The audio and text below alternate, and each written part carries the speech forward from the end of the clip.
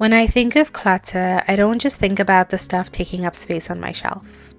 I think about the habits, routines, and beliefs that quietly shape my everyday life. Through 4 years of intentional decluttering, I've learned that my physical space and mental state are inherently connected. When my physical space is cluttered, it's usually a sign that I'm feeling overwhelmed. And when I consistently keep my space clutter-free, my mind feels clear. In today's video, I want to break down intentional decluttering and share simple, sustainable ways to create a home that reflects the energy you want to manifest for yourself. I'm Kirsten, and I spend my days processing grief and healing while staying kind, cozy, and courageous. And this is how I broke my family's generational curse of hoarding. When I put out a poll on Instagram asking y'all why you find decluttering hard, some of you said that it took too much time or energy, and most of you said that it was hard to let go of things that held sentimental value. So let's start there. The intentional decluttering system I shared today is spread out over the year. I declutter every season over the course of 1 month for just a few minutes every day. For people that like to work more condensed, you can also declutter for an hour every day for a week, or even for a few hours over just one weekend. The important part is that the decluttering happens every season, but you can set it to your pace. Decluttering seasonally drastically reduces the time and energy it takes to keep your space clutter-free. Because of how often you're keeping track of what you have in the house, and because of how familiar you end up getting with the decluttering process. And now for the greatest barrier to decluttering: sentimental value. Because my decluttering system centers intentionality, I think it's important to understand why we're so attached to sentimental value. And if our attachment to sentimental value is something we want to hold on to, we can just create a guide for how to center sentimental value when decluttering. For me, it's most important that this decluttering system reflects our values, because that's the only way we're going to stick to it. My understanding of sentimental value is when I cherish something for what it gave me. When being in the presence of this thing brings up emotions that reminds me of love. The love I had for myself, or for someone else, or the love that someone else had for me. And I find it hard to let go of that thing, because I don't want to let go of that love. So how does sentimental value fit into my decluttering system? Well, when I was younger, I remember growing up with such a loving and caring community, always sharing resources with each other. We had this ritual where whenever clothes didn't fit us anymore, we would pass them down to family or friends with kids younger than us, and in turn, we would get clothes from kids older than us. And while sorting our clothes every year to see what didn't fit us anymore, my mom would say, "You got to use this, and now it's time for someone else to get that chance." That's my guideline now. When I come across something of mine that holds sentimental value, I ask myself 2 questions. Do you still use this? And will someone else get more out of it? If my answer is no to the first and yes to the second, I give it away. Even if it means something to me. If I'm not using it anymore, I don't feel like I'm valuing it as much as I could, and I feel like it deserves better. I do want to add here that this is so much easier said than done.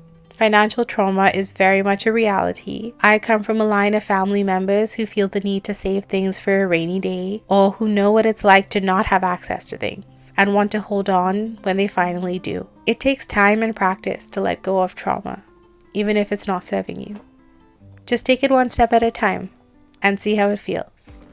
For me, intentionally decluttering the last 4 years and slowly shedding financial trauma that was not mine to carry has felt incredibly freeing. Because now when I look around my home, I know that every single thing is used and valued. Intentional decluttering is about reflecting on what our home means to us and how our things can represent that.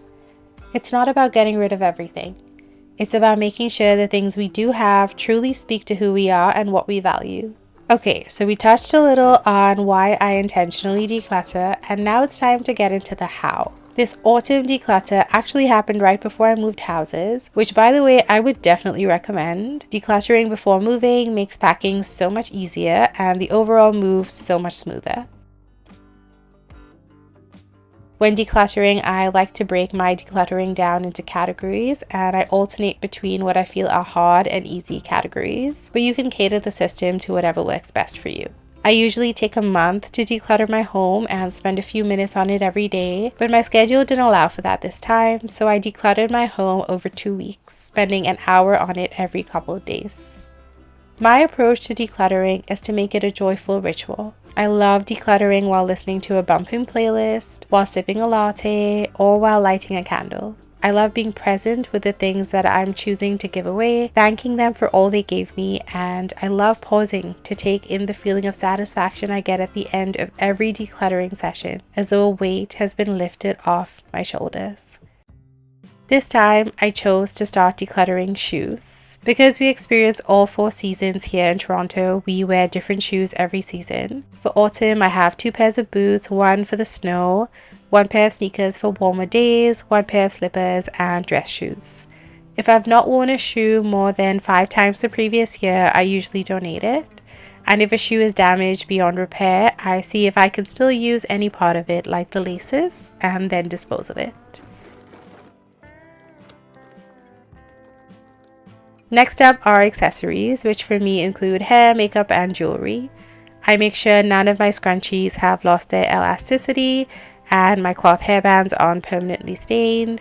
I don't use makeup often, so I double check nothing has dried up or expired, and I make sure the jewelry I do keep is actually being used regularly. If not, I donate it.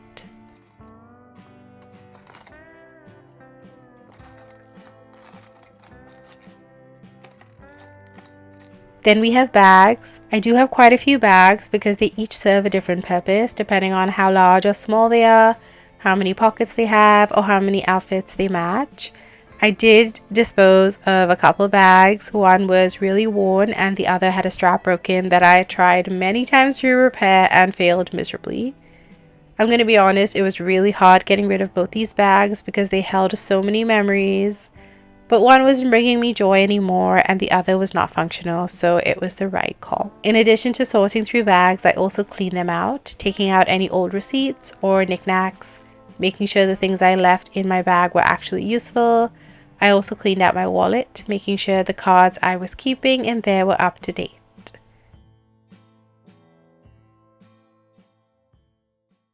Next up, we have linen. So bed sheets, pillowcases, blankets, towels. Anything that was too worn or torn, I disposed of or cut up to use as cleaning rags. And I double checked that my current cleaning rags were all usable. This is probably the hardest category, so I usually like to spread it out over a couple of days. Clothes. I first bring out our autumn and winter clothes and put away our spring and summer clothes, and then make sure the clothes I've brought out still work for me. Because I'm a year postpartum, my body is all over the place, constantly changing, so I do have to double check that everything still fits me. For the clothes that don't fit me, if they are like one size smaller or larger, I'll keep them, but otherwise I'll give them away. I'm really not interested in keeping clothes with the hopes that they could potentially fit me one day in the far future. And like my shoes, if I've not worn a clothing item more than 5 times the previous year, I usually donate it. Next up, we have toiletries. So any extra soaps, lotions, or toothbrushes. I personally also save all the little toiletries samples I get whenever I use hotels because they're perfect for when I go on day trips. I usually don't get rid of any toiletries. I just make sure they're organized so that I can find them easily whenever I need them, instead of forgetting I even have them and buying more toiletries unnecessarily. Now for the medicines. My grandma's always giving me medicines whenever she visits me, so I do need to double check to make sure nothing's expired. I also like organizing my medicines according to ailments so that they're easy to find in case of an emergency.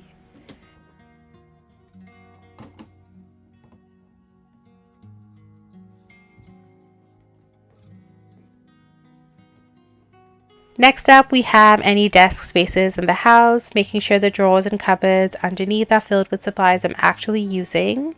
I like to keep any gift cards that I've been given in my desk drawers, so I go through them to see if anything's expiring soon, and I keep those in my wallet.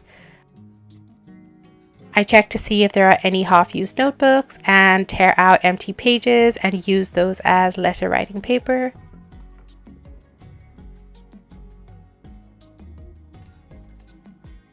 I also make sure my electric cables and extension cords are neatly rolled up.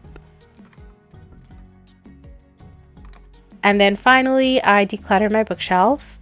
I like to store books, stationery, and records on my bookshelf, so I sort through all of those, donating anything I'm no longer using. I also like to reorganize my stationery to make sure everything is categorized and easily accessible.